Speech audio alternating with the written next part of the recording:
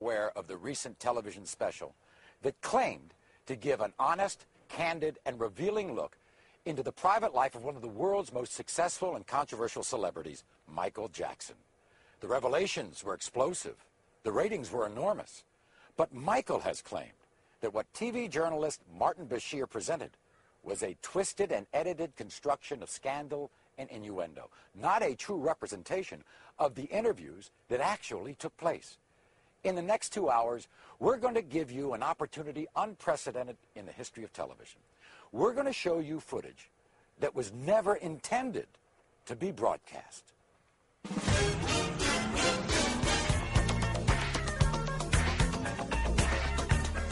Tonight, the private video from Michael's own cameras that shot the Michael Jackson interview, the footage you were never meant to see.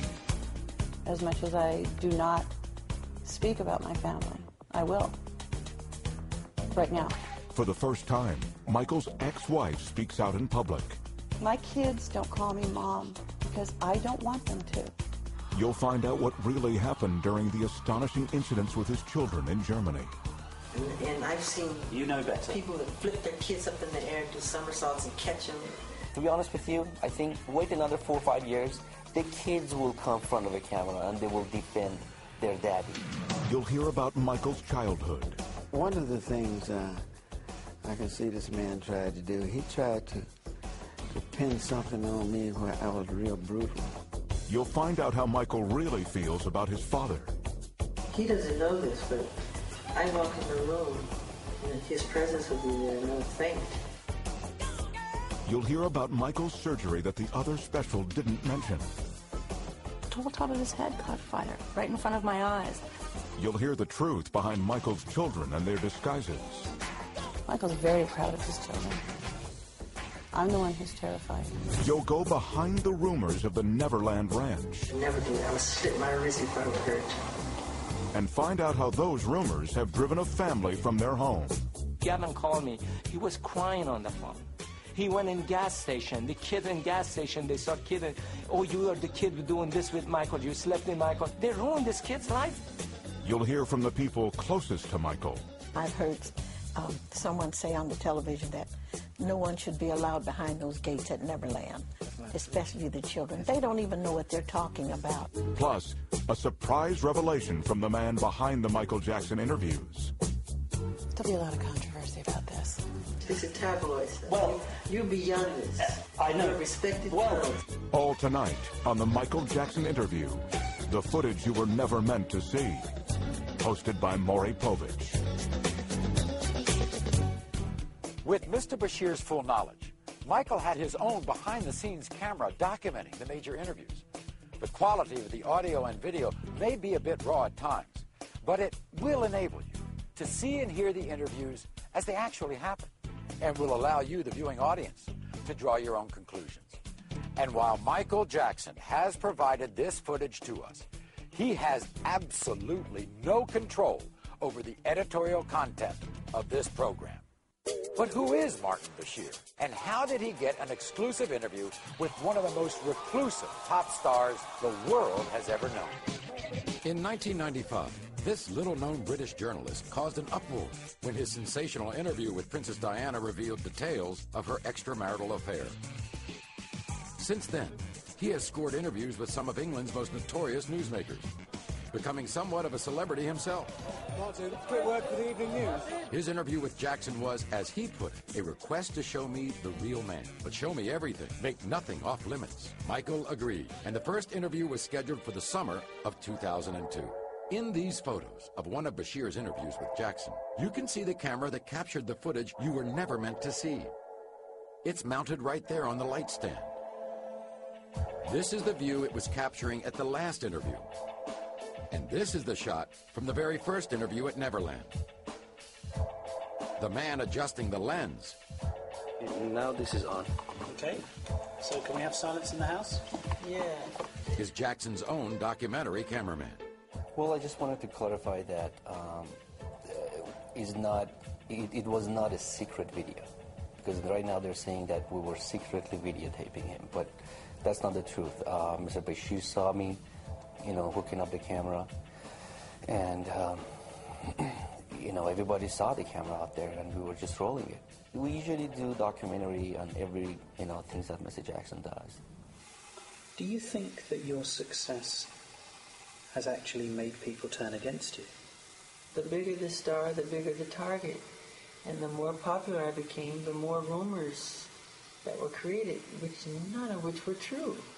I mean, the moment I started breaking the all-time records of the biggest selling albums of all time, they called me weird overnight, strange, wacko. They said I'm a girl, homosexual. He wants to buy the Elephant Man bones. He sleeps in a hyperbaric chamber. None of that stuff is true. All completely made up. I've seen where you all sleep. A lie. I've seen where you sleep, exactly. And it's not a hyperbaric chamber. I sleep in a bed. I mean, people would be so surprised how normal and simple the way I live. Most people would have a very hard time thinking Michael Jackson's life was normal or simple. Maybe it's that ranch north of Santa Barbara, California, the 3,000 acres he calls Neverland. Neverland is an extraordinary, a breathtaking, a stupendous, an exhilarating, an amazing place. I can't gather together words to describe Neverland. What inspired you to make a home like this? What inspired me? It was so easy because it was me being myself, creating things that I love. And what I love, kids happen to love, or the child that lives inside the adult happens to love. It is so easy because I'm just putting behind the gates everything I never got to do when I was a kid. Tell me why, is it so?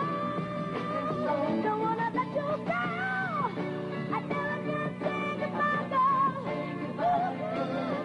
Do you have regrets about the way your life has been? Somewhat. And what do you regret? When I was really little, around 11 or 12, I was under contract with Motown, and I would have to go to the recording studio. I had to go and make these albums because the summer tour was right around the corner, and right across the street from the recording studio was a ballpark, and I could hear the kids, the roar of the crowd and playing and catching ball and having fun and playing tennis. And some of those times I so passionately wanted to just go over there and just play a little bit and not go to the recording studio and sing. Just to, have some fun with the kids. And I couldn't.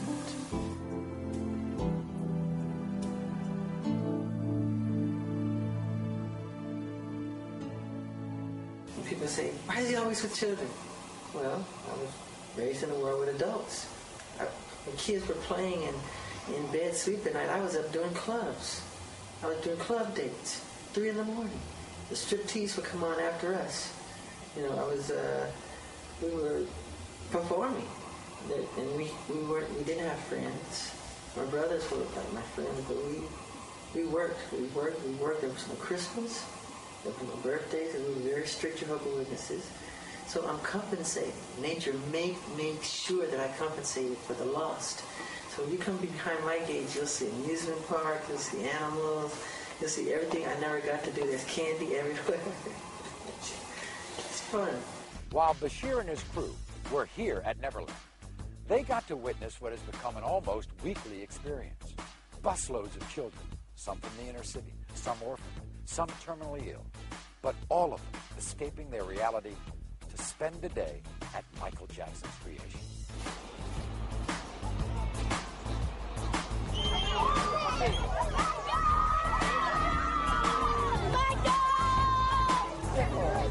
Listen, kid.